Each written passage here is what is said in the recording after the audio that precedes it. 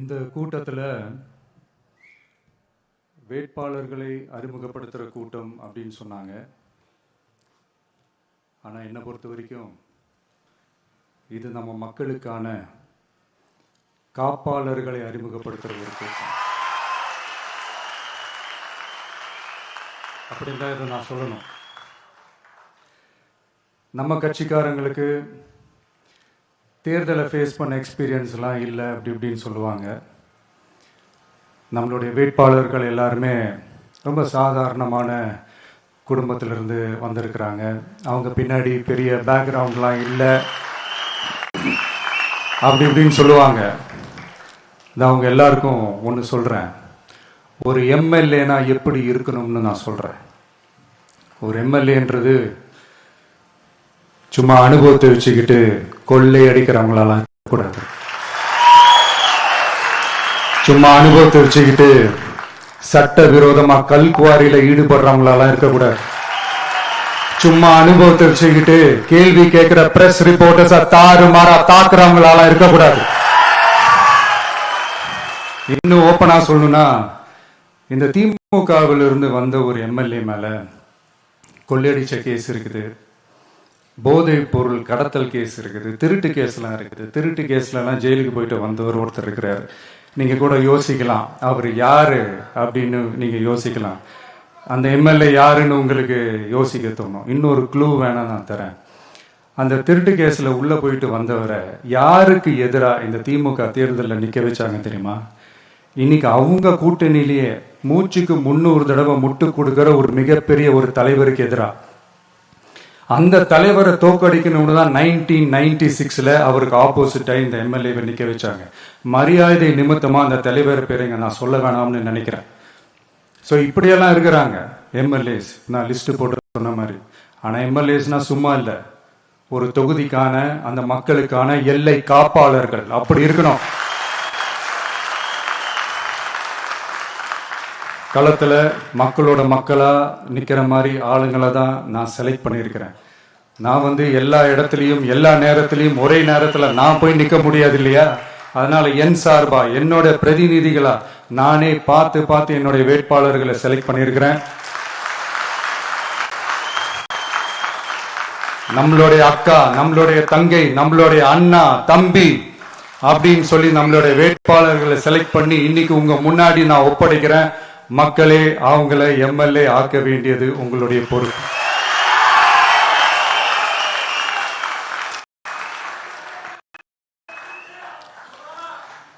கட்சி ஆரம்பிச்சு கிட்டத்தட்ட ஒரு 3 வருஷத்துக்கு மேல ஆச்சு. இன்னமும் ஒரு கூச்சல் சத்தம் அடங்கின மாதிரியே எனக்கு தெரியல. விஜய்க்கெல்லாம் என்னப்பா செல்வாக்கு இருக்குது, கூட்டத்தை வச்சு சொல்றீங்களா? அதெல்லாம் வேடிக்கை பார்க்க வர்ற கூட்டம்ப்பா. கூட்டம் வந்துட்டா உடனே ஒரு பெரிய ஆளா? கூட்டம் ஓட்டா மாறிடுமா, ஓட்டு சீட்டா மாறிடுமா, அதெல்லாம் எப்படி மாறும்? அதெல்லாம் மாறாது. இப்படி வன்மத்தில் கேள்வி கேட்குறவங்களுக்கு நான் ஒன்றே ஒன்று சொல்கிறேன்.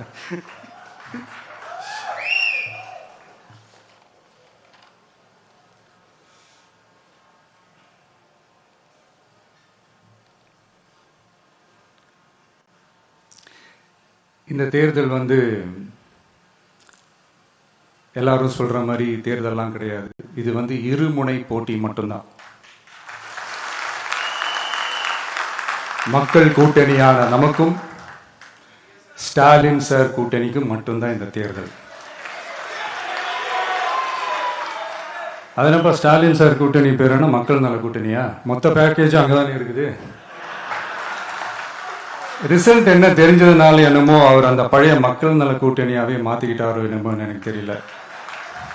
உடஞ்ச கிளாஸை ஒட்ட வச்ச மாதிரி, கிழிஞ்ச துணியை தச்சை வச்ச மாதிரி, இது ஒரு ஒட்டு போட்ட ஒரு கூட்டணி, அவ்வளவுதான். அதனால நீங்க ஆல்ரெடி டிசைட் பண்ணி வச்சிருக்கிற மாதிரி உங்களுடைய ஓட்டை சிந்தாம செதறாம நம்மளுடைய டிவிகே வேட்பாளர்களுக்கும் நம்மளுடைய டிவிகே விசில் சின்னத்துக்கும் தயவு செஞ்சு ஓட்டு போட்டு. இப்ப நம்மளுடைய வேட்பாளர்கள் எல்லாரும் நான் சொல்றதை கொஞ்சம் ரிப்பீட் பண்ணுங்க. மக்களுக்காக, மக்கள் பணிக்காக மட்டுமே நான் இந்த தேர்தலில் போட்டியிடுகிறேன். நான் ஜெயிச்சு வந்த பிறகு மக்கள் பணத்தில் ஒரு பைசா கூட தொடமாட்டேன்.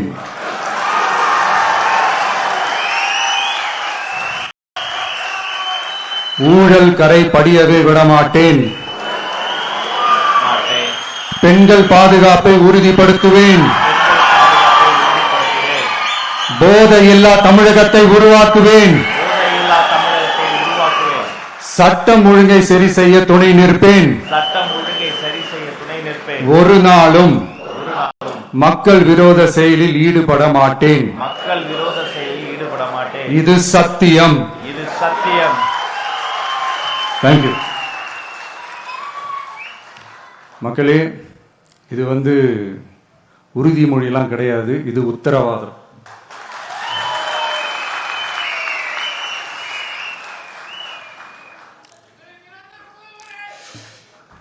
இந்த தேர்தல் பாமரர்களுக்கும் அதிகார மமதை கொண்ட ஒரு குடும்பத்திற்கு சேவகம் செய்யும் அடிமைகளுக்கும் நடக்கிற தேர்தல். ஏழைகளுக்கும் ஏமாற்று பேர்வழிகளுக்கும் நடக்கிற தேர்தல். உழைக்கிற மக்களுக்கும் உழைப்பை சுரண்டவங்களுக்கும் நடக்கிற தேர்தல். நல்லவங்களுக்கும் நாட்டை நாசப்படுத்துறவங்களுக்கும் நடக்கிற தேர்தல். மக்கள் பணத்தை சுரண்டும் ஊழல் லஞ்சத்தை ஒழிக்க வந்தவங்களுக்கும் ஊழல்லையே ஊறி போனவங்களுக்கும் நடக்கிற தேர்தல். மக்கள் சக்திக்கும் மக்கள் விரோத சக்திக்கும் நடக்கிற தேர்தல். சுருக்கமா சொல்லணும்னா டிவிகேவுக்கும் டிஎம்கேவுக்கும் நடக்கிற தேர்தல். இந்த விஜய்க்கும் ஸ்டாலின் சாருக்கும் நடக்கிற ஆரோக்கியமான ஜனநாயக போட்டிக்கான ஒரு தேர்தல். இந்த தேர்தல் இருக்கிறதுனால நம்ம கட்சி வேட்பாளர்களை தமிழ்நாட்டோட ஒவ்வொரு சாமானிய குடும்பத்து தோழர்களா இருக்கிற மாதிரி தான் நான் செலக்ட் பண்ணியிருக்கிறேன். நம்ம வேட்பாளர்களுக்கு ஓட்டு போடுறது நமக்கு நாமே ஓட்டு போடுற மாதிரி, உங்களுக்கு நீங்களே ஓட்டு போட்டுக்கிற மாதிரி. மன்னராட்சி கிட்ட இருந்து மக்களாட்சி மீட்கிறதுக்கு ஓட்டு போடுற மாதிரி. நான் வேற, நம்ம வேட்பாளர்கள் வேறெல்லாம் இல்லை. நான் எப்படி உங்க வீட்டில் உங்க குடும்பத்துல ஒருத்தனோ அதே மாதிரிதான் நம்ம வேட்பாளர்களும் உங்க குடும்பத்துல இருக்கிற ஒருத்தர். அதனால நம்ம வேட்பாளர்களை எம்எல்ஏ ஆக்குறது உங்க ஒவ்வொருத்தர் வீட்லயும் ஒரு எம்எல்ஏ இருக்கிற மாதிரி. இத இதயத்தில் உங்கள் விஜய் இல்லந்தோறும் நம்ம எம்எல்ஏன்னு கூட சொல்லலாம். உங்க குரலுக்கு ஓடி வர்ற மாதிரி ஆட்களை தான், இன்னும் சொன்னா உங்க குரல் கேட்கறதுக்கு முன்னாடியே உங்க மனசை புரிஞ்சுக்கிட்டு ஓடி வந்து உங்க தேவைகளை தீர்க்கிற மாதிரி ஆளுங்களை தான் நான் செலக்ட் பண்ணியிருக்கிறேன். உங்களை நம்பி எல்லாத்தையும் விட்டுட்டு நான் எப்படி வந்தேனோ அப்படித்தான் உங்களை நம்பி நம்ம வேட்பாளர் படிக்கிறேன். தமிழ்நாட்டில் இருக்கிற 234 தொகுதியிலையும் நம்ம வேட்பாளர்கள் தான் எம்எல்ஏ ஆனாங்கன்ற செய்தி மே 4ஆம் தேதி உலக சாதனை செய்தியா இருக்கணும். மக்களே, உங்களை நம்பி அரசியலுக்கு உங்களுக்காக நீதி கேட்க வந்த உங்க விஜய்க்கு இழைக்கப்படுற அநீதிக்கு எதிராக அதிகாரத்தின் துணையோட உங்களுக்கான நமக்கான நீதியை வென்றெடுக்க எங்க எல்லாருக்கும் நம்ம தமிழ்நாட்டோட எதிர்காலத்துக்காக ஒரே ஒரு வாய்ப்பு கொடுங்க.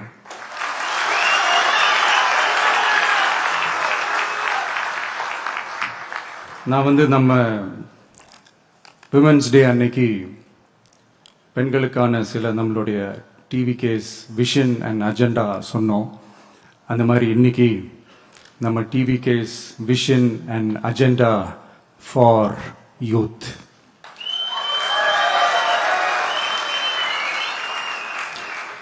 யூத் அவங்களுக்கான தேர்தல் வாக்குறுதிகள்னு சொல்லக்கூடாது, நம்ம டிவிகேவோட உத்தரவாதங்கள்னு சொல்லணும்.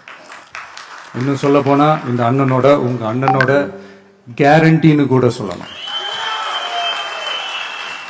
என்னோட தம்பி தங்கைகளே, உங்களுக்காக இந்த அண்ணனோட உத்தரவாதங்களை கொஞ்சம் வாசிக்கலாமா? முதல்ல, போதைப் பொருள் இல்லாத தமிழ்நாடு.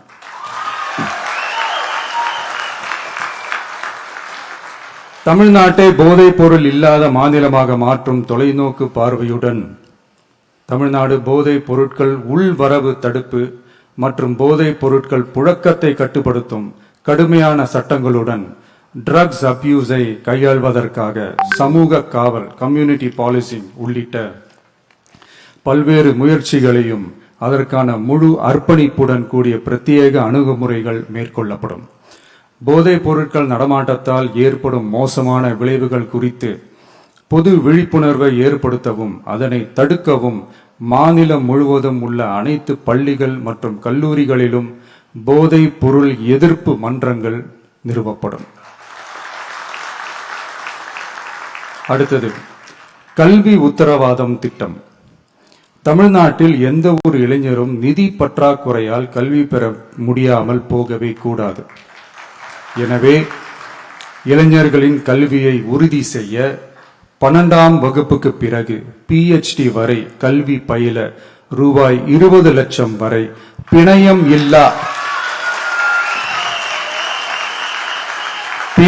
இல்லா கொலாட்ரல் ஃப்ரீ லோன் பெறுவதற்கான உத்தரவாதம் வழங்கப்படும். அடுத்தது Tamil Nadu recruitment accountability and transparency act.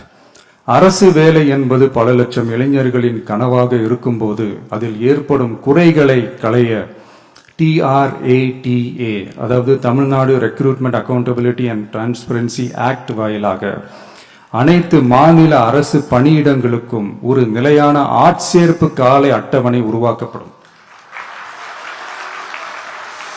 காலக்கெடுவிற்கு மேல் எந்த ஒரு தாமதமும் ஏற்படா வண்ணம் TNPSC மற்றும் TRB, TNEB அறிவிப்பு முதல் நியமனம் வரையிலான முழு ஆட்சேர்ப்பு சுழற்சியையும் 365 நாட்களுக்குள் முடிக்க சட்டப்படி கட்டமைக்கப்படும்.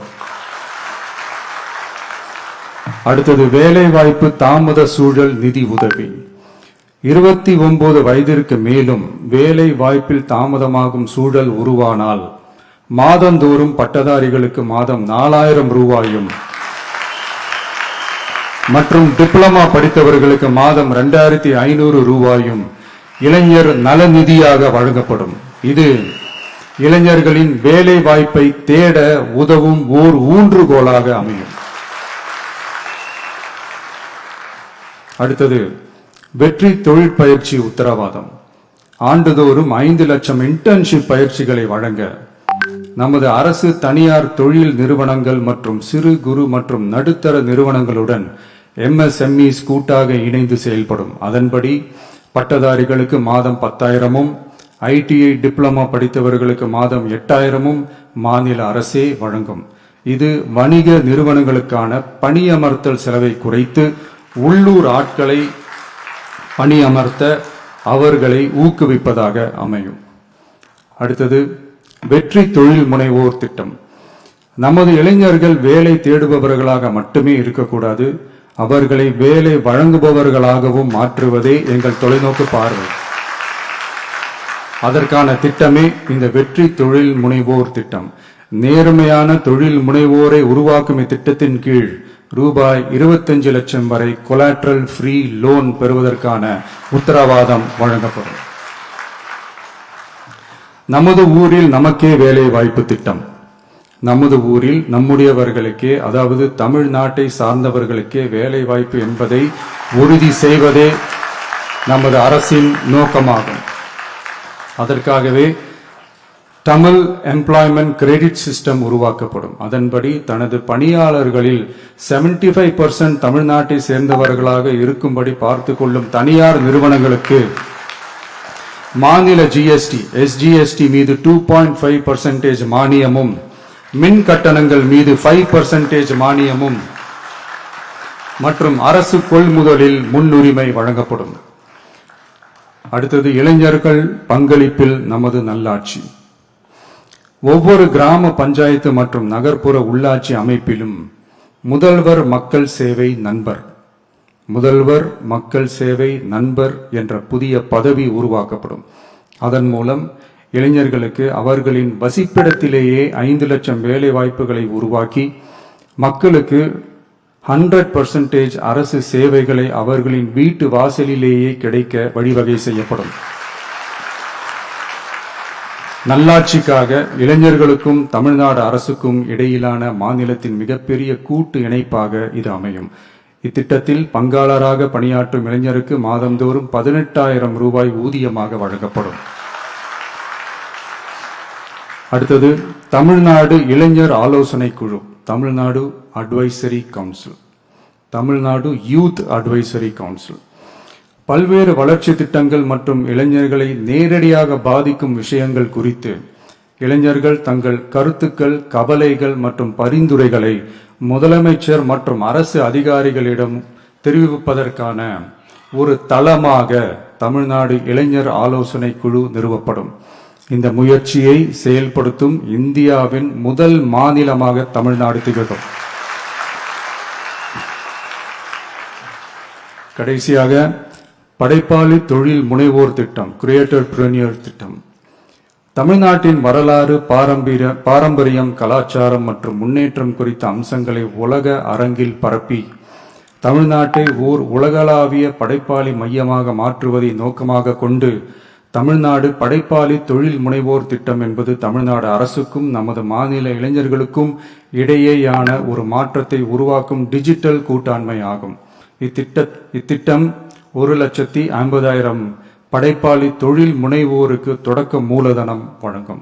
இத்திட்டத்திற்கு ஆதரவாக நமது இளைஞர்களுக்கு நவீன கால பயிற்சி அளிக்க 500 படைப்பாளி பள்ளிகள், கிரியேட்டர் பிரனியர் ஸ்கூல்ஸ் நிறுவப்படும்.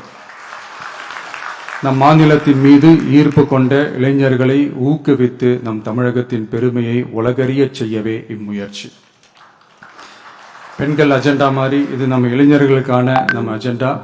இன்னும் நம்ம விவசாயிகள், மீனவர்கள், அரசு ஊழியர்கள் மற்றும் ஆசிரியர்கள், நெசவாளர்கள், தொழிலாளர்களுக்கான வாக்குறுதிகள் எல்லாம் இன்னும் ரெடி ஆயிட்டு இருக்கு. கூடிய சீக்கிரமே அதை அறிவிப்போம்.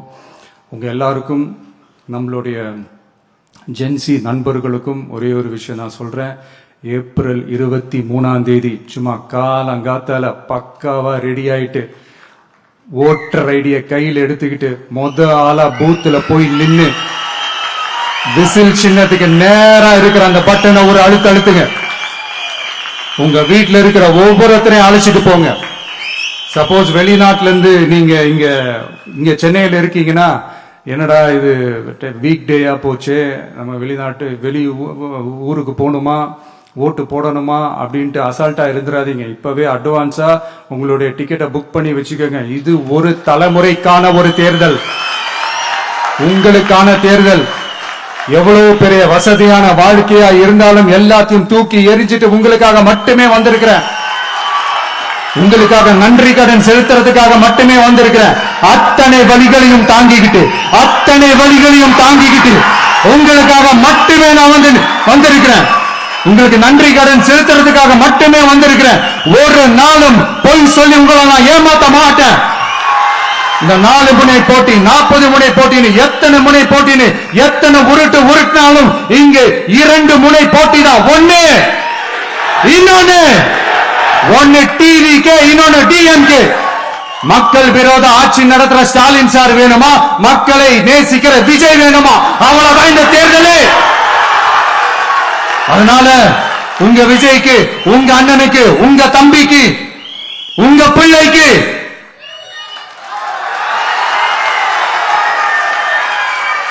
ஒரே ஒரு வாய்ப்பு கொடுங்க. தயவு செஞ்சு விசில் சின்னத்துக்கு ஓட்டு போடுங்க. இது